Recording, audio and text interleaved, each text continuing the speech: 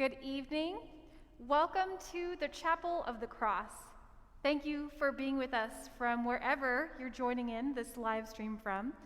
My name is Mary Kat Young. I'm the Associate for University Ministry and serve as the chaplain to Episcopal Campus Ministry, a diocesan-sponsored ministry for the University of North Carolina. And I also oversee a Lilly Endowment grant that is based at this parish. In 2015, the Chapel of the Cross received a Lilly Endowment grant awarded to campus ministry organizations to help undergraduate college students at public institutions draw the wisdom from their religious traditions as they make decisions about the intersection of their spiritual lives and their chosen studies and careers. We are pleased to share that this grant has been extended here at the Chapel of the Cross through 2025. One project of the grant is the My Spiritual Awakening speaker series, now in its third year. In this conversational setting, accomplished leaders across a variety of professional areas are invited to discuss their work and spiritual journey with our student and parish community. And now we bring this speaker series on a virtual platform to you. Actress Cate Blanchett once said, "When something is a vocation, you don't really make a decision about it." Well, that may be true for Cate Blanchett, and some actually would follow a different belief. What we call vocation comes from the Latin word vocare, meaning to call or be called. Theologian Frederick Buechner said that vocation is the work of that one is called to by God, the place where one's deepest passion meets the world's deepest need. In other words, some people may simply find themselves in a job or a workplace, while others discover and discern a vocational path and follow a calling that enlivens both their own spirit and those with whom they serve in the world. Our speaker this evening is certainly doing that kind of work in the world where her great passion meets the world's great need. Jennifer Player is the President and Chief Executive Officer of Habitat for Humanity of Orange County. After graduating from UNC Chapel Hill, she worked as a consultant with AIM Healthcare Services, a division of United Health Group. She was promoted to Assistant Regional Director and Regional Director, and Jennifer managed the company's operations in Virginia, North and South Carolina. In 2008, Jennifer began a new career as a nonprofit professional. She received her master's degree in public administration from UNC Charlotte in 2011, with a concentration in nonprofit management. As a certified fundraising executive, she worked as director of major gifts at Crisis Assistance Ministry in Charlotte from 2011 to 2014, helping to raise $15 million to prevent homelessness in Mecklenburg County. In 2014, she returned to Chapel Hill as Director of Development with Habitat for Humanity. Jennifer serves on the board of directors for the Interfaith Council for Social Service. Her past board service includes the Association of Fundraising Professionals and the Foundation for Tomorrow, which provides education to orphans in Tanzania. She and her husband were co-chairs of the YMCA annual campaign in 2016, and they also lead an annual trip that gives Orange County residents an opportunity to build homes with Habitat for Humanity of Honduras. Jennifer has also volunteered locally with Meals on Wheels, Creekside Elementary PTA, and University United Methodist Church. In 2016, station WCHL recognized Jennifer as a hometown hero. She was a 2018 finalist for Young Professional of the Year through the Chapel Hill Carborough Chamber of Commerce, and also has been named as one of the 2018 Triangle Business Journal's 40 Under 40. Jennifer holds 3 group fitness certifications and teaches fitness classes. Our moderator, Megan Yerger, is an alumna of UNC Chapel Hill and Episcopal Campus Ministry, where she received a BA in Economics and Philosophy as a part of the class of 2020. She is currently working as an academic tutor and election volunteer and looks forward to attending law school in the coming years. Megan, Jennifer, we look forward to hearing you have this conversation tonight.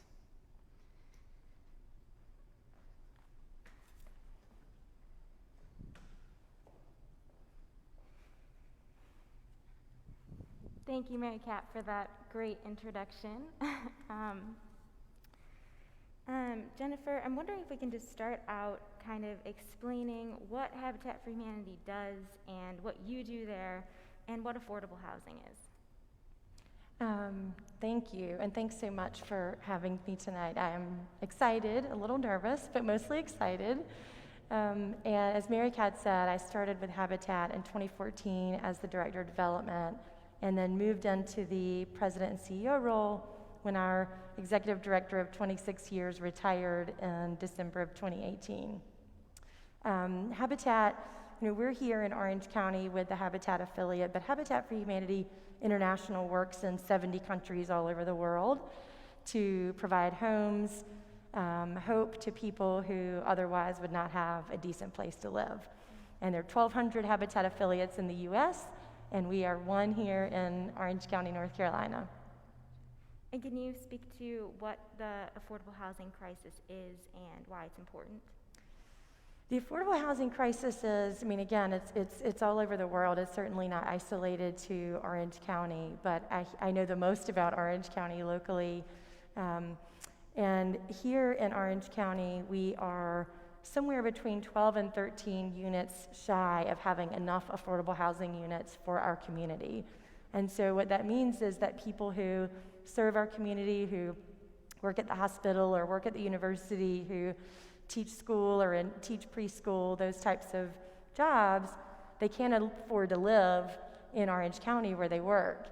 And so often they will, our families live outside of town. They might have to drive long commutes into work, meaning that their kids are usually in one place in school and they're commuting into work. Or if they're able to live in Orange County, they often live in houses that are really run down, that have not been well maintained. They might live in overcrowded situations, so 8 or 10 people in a 2-bedroom apartment because that's what they can afford.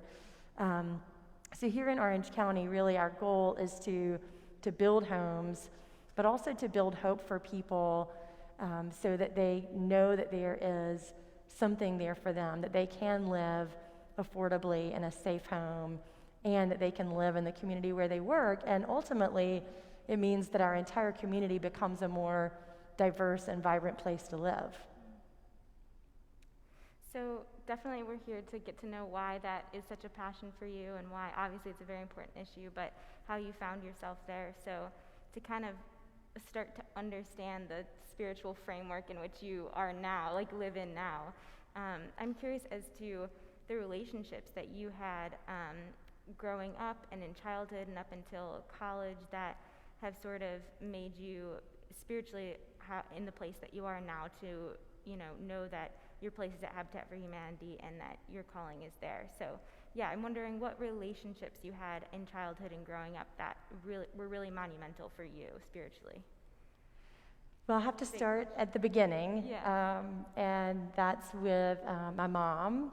And I know that in some, it can seem cliche to say, oh, well, my mom is my hero, and in many ways she is. I grew up in a small town in eastern North Carolina called Marmac, and it actually was a crossroads. It wasn't even a town in and of itself. It was a crossroads of 4 other small towns. And so it was a small place to live. It was a rural community. And my mom and my grandma, I should say, my mother's mother, were both really instrumental in my life. In fact, I would say that the 2 of them were probably the earliest philanthropists that I knew in this small rural community. We didn't have, a lot of nonprofits in the more rural part of the community where I lived to support people. And so my mom and grandma actually ran a convenience store in my hometown that was on a major highway, and people would come into the convenience store, and that's how they, many times would get their needs met. My mom might be there and they might need groceries for the week, until they got paid again, or they might need a loan to get a car fixed, or they might need money to help pay the rent. And so from a really young age, I saw, it wasn't your traditional philanthropy, but I saw my mom and my grandma really, giving of themselves. And really, when I think about the word philanthropy of, the love of humankind, that's the model that they gave to me. And so this is the value that really started to be instilled in me from a really young age. I don't know then if my mom, was writing checks to Habitat for Humanity, but she was certainly helping the people in my community. So in that way, and both of them were really strong women. They owned this business together and worked at this business together, and they were resilient. They had gone through a lot in their lives. They had, faced a lot of loss and tragedy, and through that, they became stronger, and their faith became stronger. And so what I saw was that when in my family as a child, when we faced something that was difficult, which we did many times, that's when our family grew closer and drew closer to God. In particular, I can see that with those two women whose faith looked very different. My grandma was Pentecostal holiness. She was much more, out and praying and singing and that type of thing. And my mom was a bit more reserved in her faith, almost like a Mary who maybe felt like she wasn't quite good enough to be called a Christian, right? That she was so humble about her faith. And yet both of them, in times of need, that's really where they drew on their faith, and I think where their strength and resiliency and courage came from. Yeah, and so innovative as well, it sounds like they were. And so that must have been a really stark contrast coming from a rural area to then going to college at UNC Chapel Hill and having sort of them as spiritual guides then be kind of shifted and being away from home. So what was that like for you? Yeah, so it's interesting. I've been processing this even as I've gotten older, and I think what, for many years, especially in high school, I went through a phase, as many do, of, especially in small towns, of wanting to get out of the small town. I want to go to a bigger city, have more experiences, be exposed to different kinds of people, and I would say that was true for me in high school. I went away in the summers, tried to go away to camp or anything that I could to have a new experience. But what I found when I came to college was that I was almost, in some ways, and I wouldn't have used this word then, but now looking back, I was almost ashamed of being from this small town. I started to meet people from all these incredible places and who had these incredible stories and lives and had traveled. And, for many years, I thought, I'm just from this small town. I was the first in my family to go to college. I was the youngest of four. My older siblings had chosen at the time to go to community college. So there was no one before me to really say, this is how you navigate this college thing. And so for me, it was a new world, and it took me a number of years to really be able to own who I was and to not make excuses in some way for, the small town that I grew up in, and to really appreciate that. And as I look now, 20 plus years later after having started college, I can see now how my upbringing and my childhood, and that was all part of my journey, and all of those experiences as a child, experiences in the community that I grew up in, how that really led and in a lot of ways enables me, I think, to do my job better, because there's an element of even, working with the community, working with our Habitat homeowners that I feel I can relate to. And so much of that is because these are I grew up with people who could have been Habitat homeowners. These are my friends and my friends' parents and my family members, and so it's a real, I'm very comfortable in that space. And so much of that is because I had those experiences. But it took me a long time to be able to come back and say, oh, I now recognize the role that played in my life, and I've now, as you can see, I don't shy away from telling these stories anymore. Now I think, actually, it's pretty cool that my mom and grandma owned a gas station in my hometown, and I got to have that experience. Also got lots of candy and soda. No, absolutely. That is a very cool and unique story. Absolutely. So, kind of through college and childhood as well, in terms of your career, did you envision yourself sort of, getting the college degree that you did and being in this position, or did that change throughout your life? I think as a young kid, what I knew was that, and maybe this is because of the example set by these two strong women and caring and giving women, was that I always knew I wanted to help people. And that has been a theme throughout my whole life, and that's looked very different over the years, but I always knew, even as a kid, I wanted to help people. My mom nicknamed me Love-A-Lot because I just loved people. I loved going with my grandma to visit people at a nursing home, or going with my mom to visit somebody in the hospital. But I didn't really know what it looked like, so I knew that I wanted to help people, and on the other hand, I knew that I was a gifted kid. I was a smart kid in my school system. I did well in class. And so I tried to, in that age and at that time, think about what is something that would sort of marry those two things, where I could help people, but also where I could live up to this expectation that as the smart one, this is the expectation for you. And so it ended up being medicine for me. I thought for many years I wanted to be a doctor. And again, some of that was this pressure of, if you're smart, this is what you do, this is the path that you take. Some of it was, I didn't have exposure to a lot of different kinds of careers that would have, to me, being a doctor was the way to help people. And I didn't know about, for example, that you could work for a nonprofit for a living. That wasn't something that really was part of my exposure at that time. And so for a while, I really was, I'm going to be a doctor. And when I came to Carolina, I came in thinking that I was going to go to med school.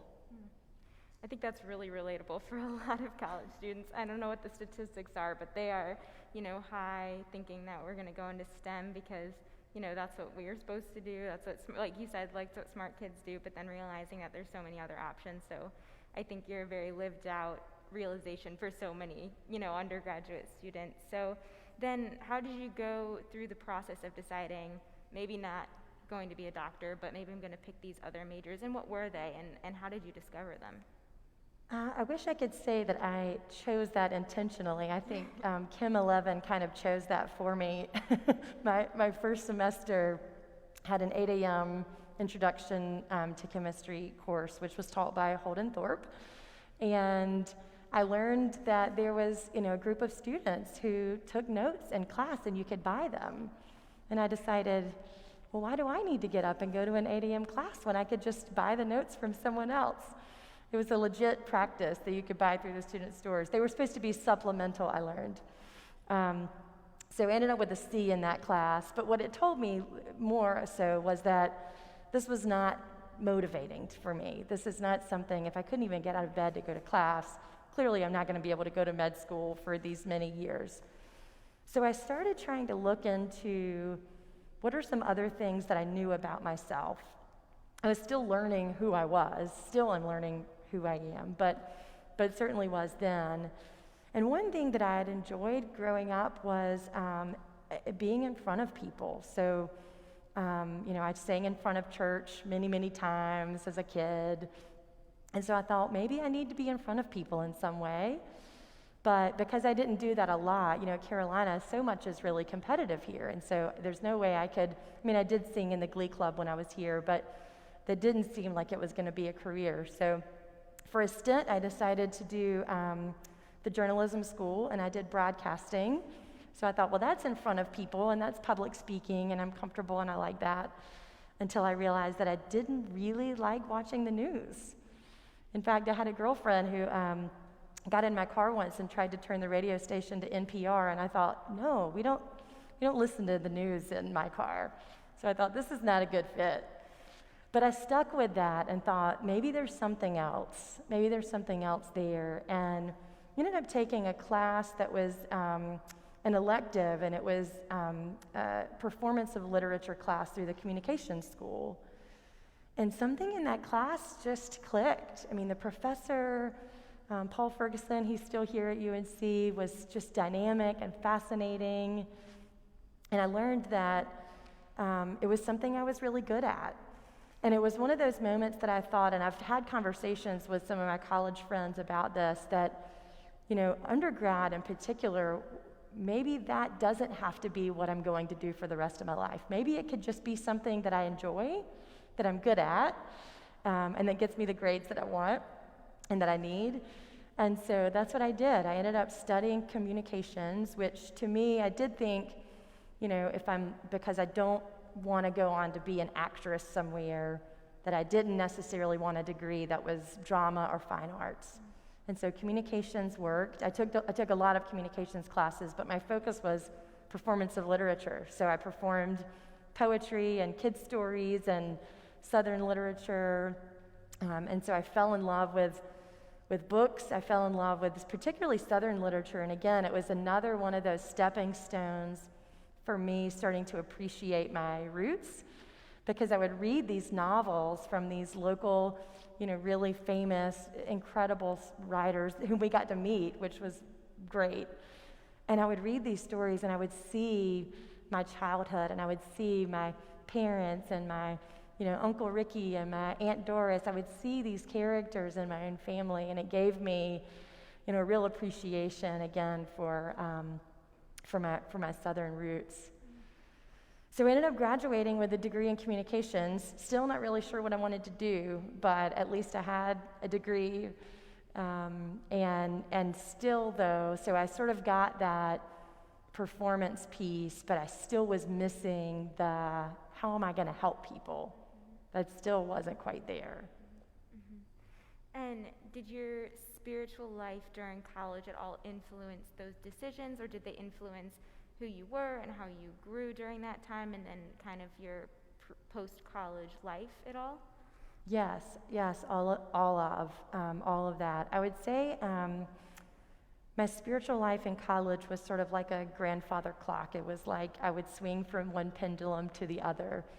So, I came from this small town where, I had a couple of different experiences through different kinds of churches, but for the most part, it was a fairly rigid religious structure. And so when I got to college, I felt like I wanted to rebel against that in some way. That didn't fit.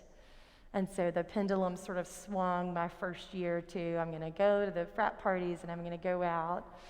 And then that was my first year. And then my sophomore year, I started getting involved in Greek life. I joined a sorority and went with Campus Crusade for Christ to a conference over Christmas break.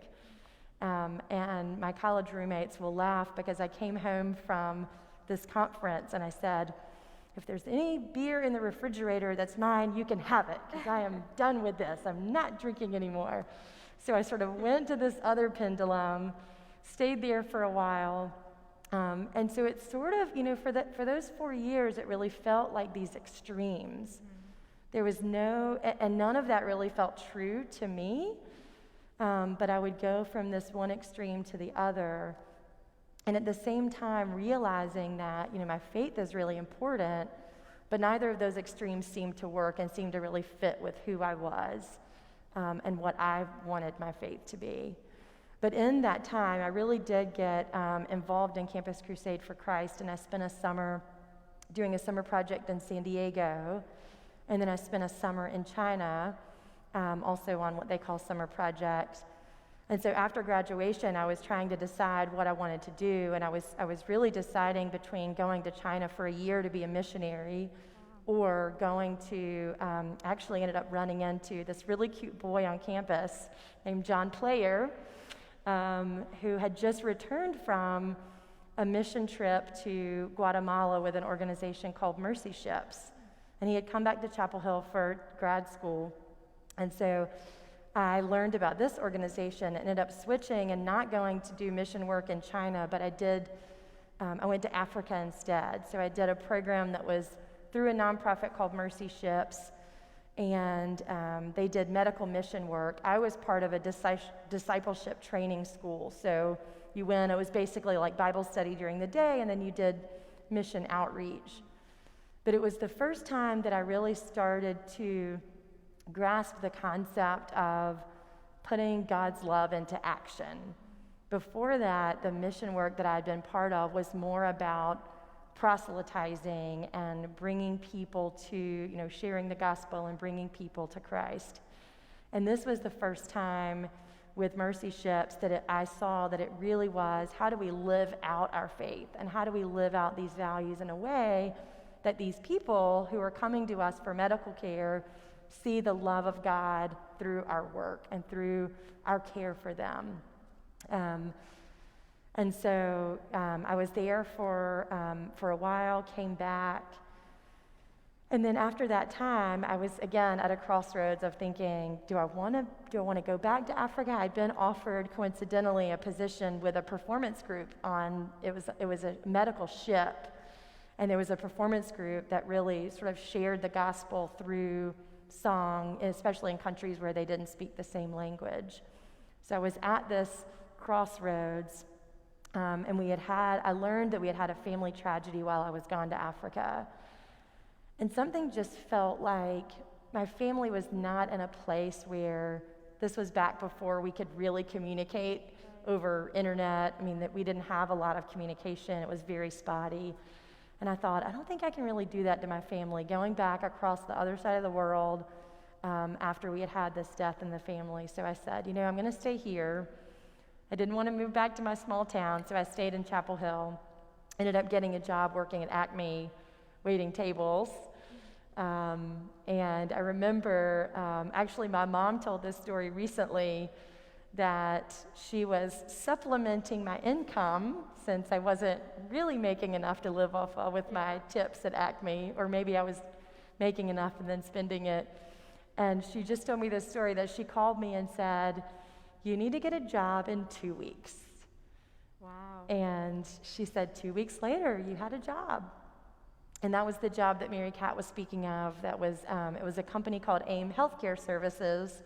And this is back when you really could find a job in the newspaper. So I really did open at the newspaper. I still sort of thought maybe healthcare. So I said, well, let me see what this is about. I ended up working with that company for 9 years.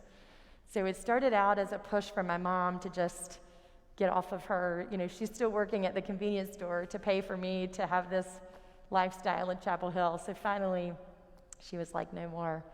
So I ended up having that job for 9 years and learned a ton about business, about management, leadership. I traveled a lot.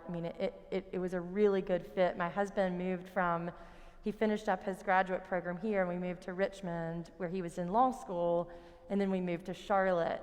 And in each of those times, I just moved with that company and just was able to transfer my work. So it was a really good fit for that time in our lives. And during those 9 years there, did any of your strengths start to kind of get illuminated to you in terms of, just your strengths and what you're good at, so that, and how did that affect sort of like when you did leave, and what's the story there? So, yes, I think, leadership and management, I found that I was comfortable with working with people, with leading people, and so I was promoted into a management position. I think I was like 23, so pretty young. Most of the people that were reporting to me at that time were much older than I was. But that felt really comfortable, and I learned a lot. I'm not saying I was a great manager, but that was there. And the other thing I think during that time is that I learned that you can really live your values, your Christian values, wherever you are. So it was the first time that I was like, I don't actually have to be a missionary to be able to be a Christian in the workplace.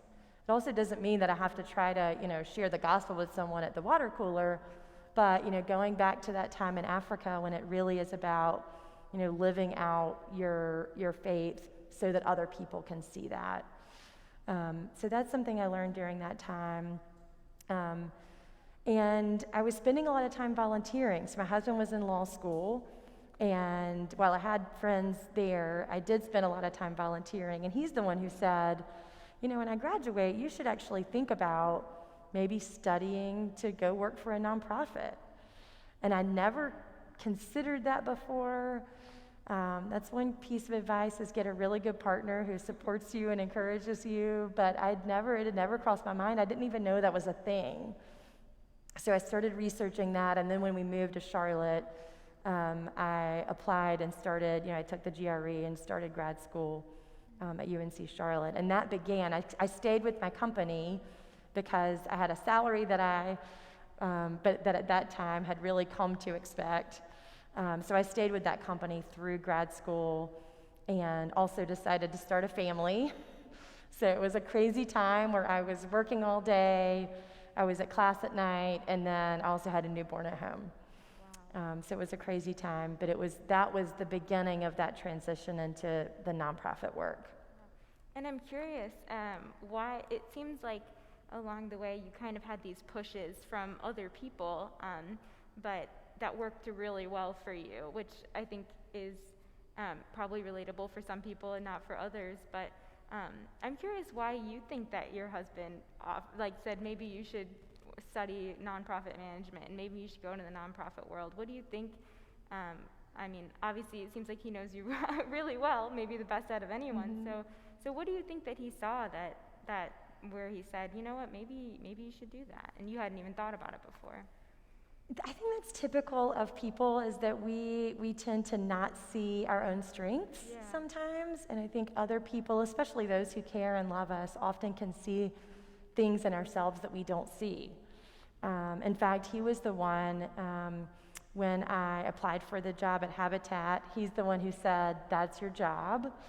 And even when I was working in the development position, which I loved, he's also the one who said, you should be an executive director. You should be in the CEO position.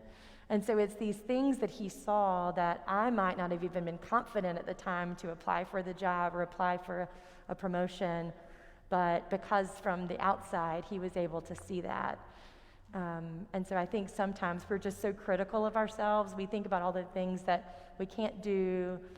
I think my age really was an impediment to me personally, and many times I would say, gosh, but I'm so young. Why would I apply for this promotion? There's so many other people who have more experience. And so he was the one who was always pushing and saying, yeah, but that doesn't necessarily mean they would do a better job than you would. And so I think it was just having someone to constantly support and encourage and remind me of the things that maybe deep down I knew, but just help me see them a little clearer. Yeah, absolutely. We all, need other people to point out our strengths sometimes and give us the nudge, so that's great. And so now that you're at Habitat, and can you speak to sort of how you did decide to get there? I know you said that you had a nudge from him, and that you said that seems like the place for you, but what connection does it have for you?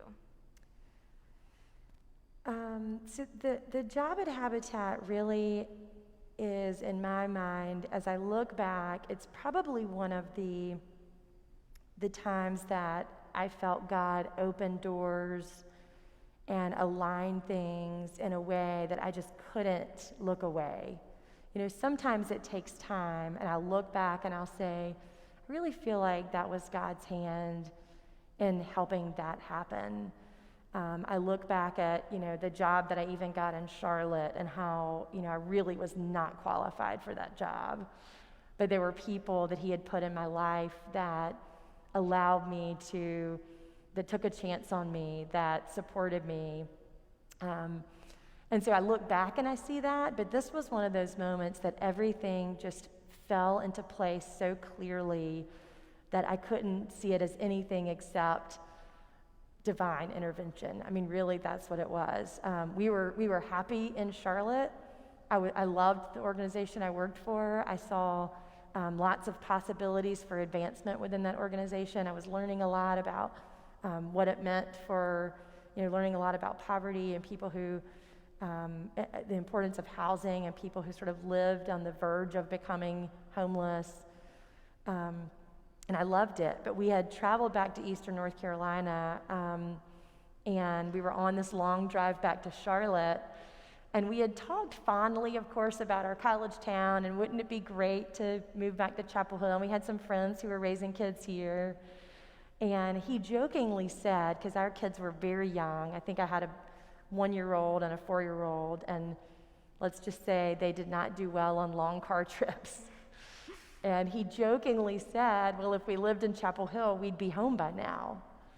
And we still had 2 hours to go of this long car ride.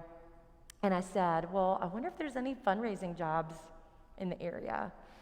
And just that moment, him making that comment, me looking up on my phone, and I saw this job at Habitat. And like I said, I read him the job description, and he just looked at me and said, that's your job. And we had not talked about his job. We hadn't talked about moving, pulling our kids out of their preschools, any of that.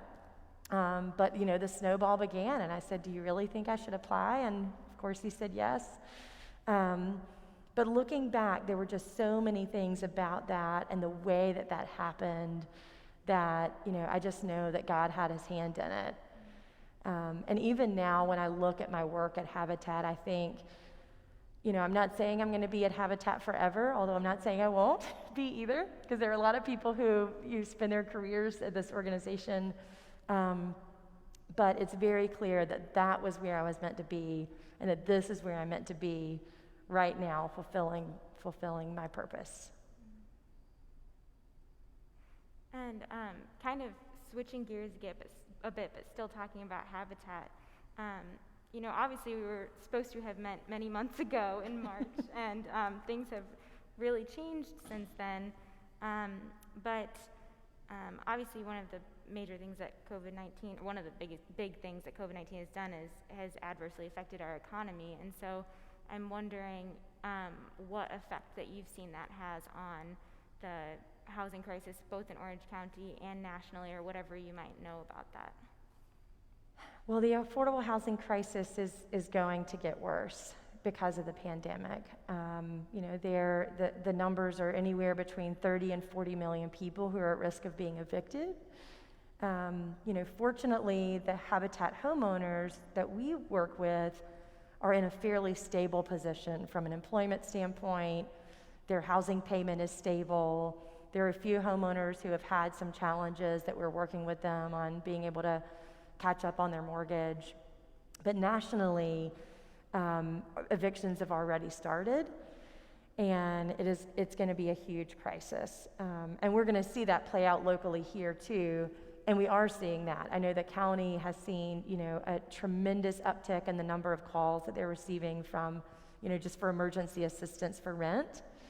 And I think maybe our country is really going to need to reckon with some of the elements that keep people in a position where they're not able to even afford their rent. So whether it's minimum wage or whether it's housing cost, I think this is a time when we're not going to be able to look away, when there are going to be so many people who are at need of a decent house, and they're going to be, losing the home that they know.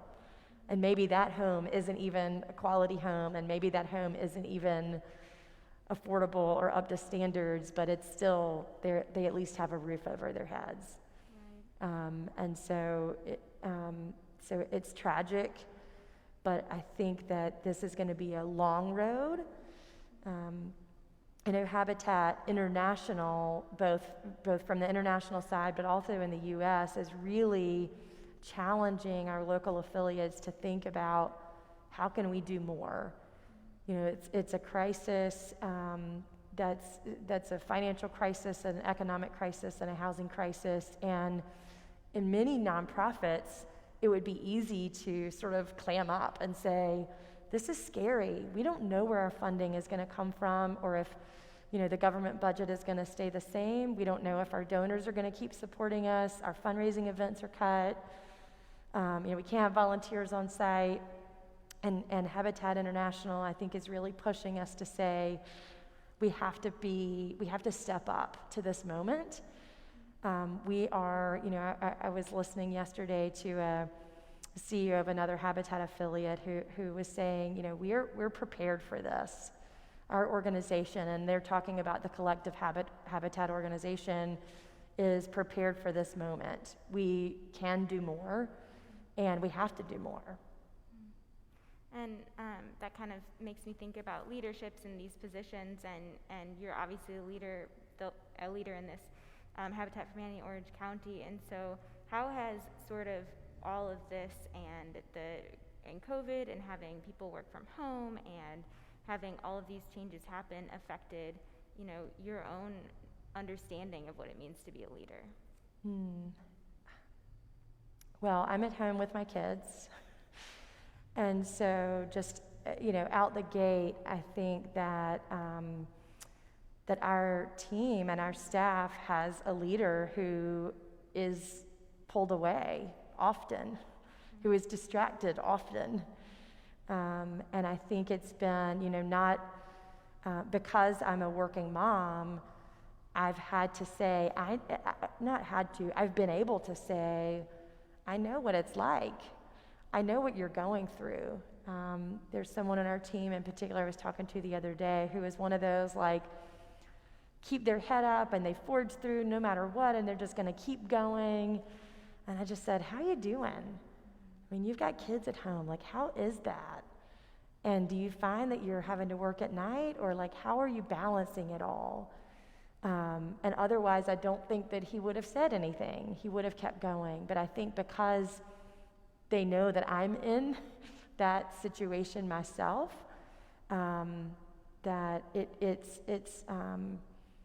gives some freedom and some grace to be able to really take care of themselves. And that's what I've tried to model. I've tried to say, on staff meetings, and it's not a talking point. It's really coming from, a place of what I'm dealing with is hard and challenging. And sometimes at the end of the day, I've been on Zoom calls all day and I'm exhausted. Sometimes I'm exhausted at 2 p.m. and I feel like I cannot go anymore. And I'm trying to say, don't feel like you have to keep pushing through that.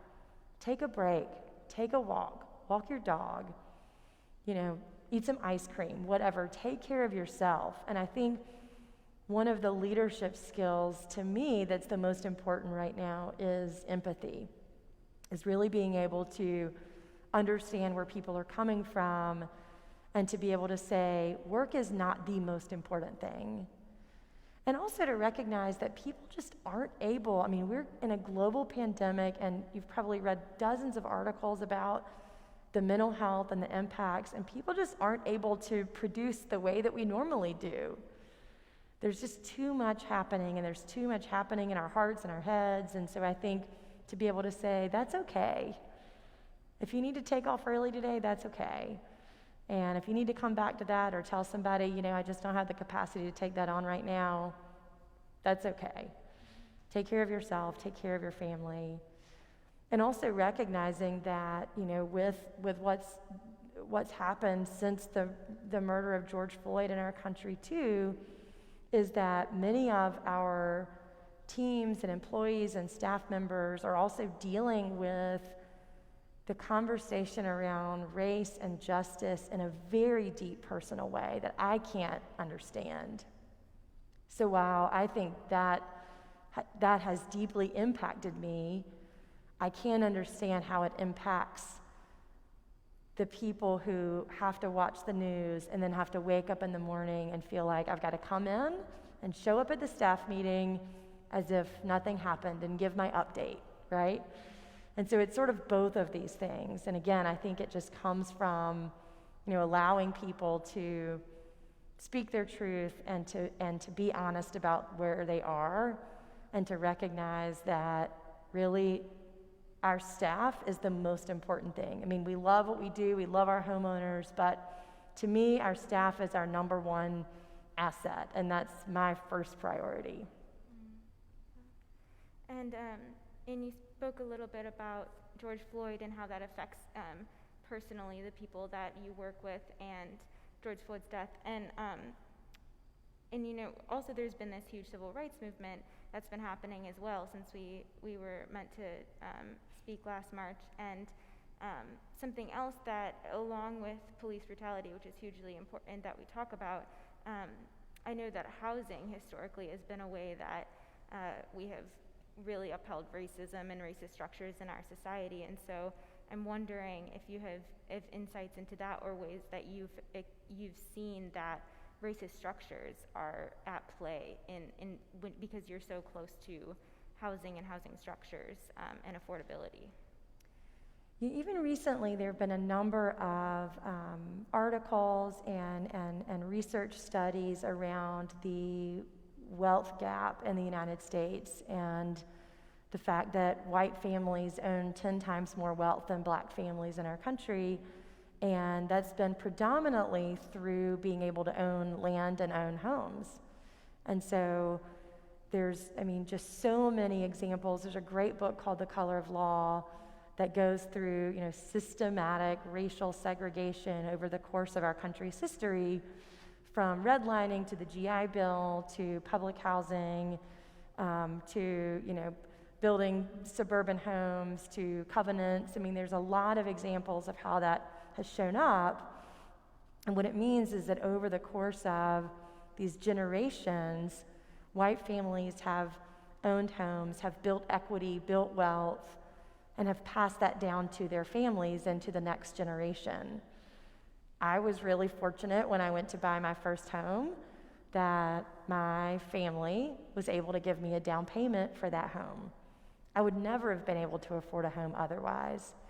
And that's the story for so many white Americans, is they're given homes or given money, down payments, they're passing that wealth on, and therefore the wealth has grown such that now it's 10 times higher. And what we've seen is that, people of color, particularly black Americans, over the course of these hundreds of years in our country, have not had that opportunity.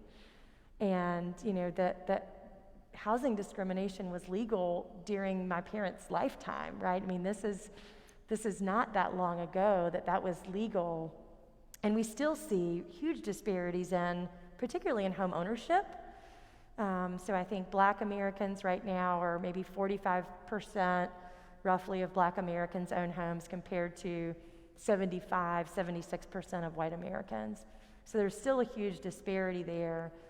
And so at Habitat, I think one thing that I've really been thinking a lot about is the role that we play in providing families with an opportunity to buy a home.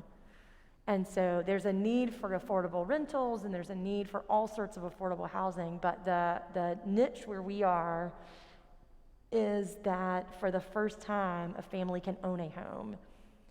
They can build wealth. They have an asset. For most people, buying a house is the biggest purchase they ever make. It's their largest savings account. And so now these families have that opportunity. And so for me, and it's not something, a year ago, I probably wouldn't have talked as much when we think about the Habitat model and all that Habitat does. I wouldn't have really focused as much on that. But because of what's happened recently, I've been doing my own digging and searching and thinking, this is really important.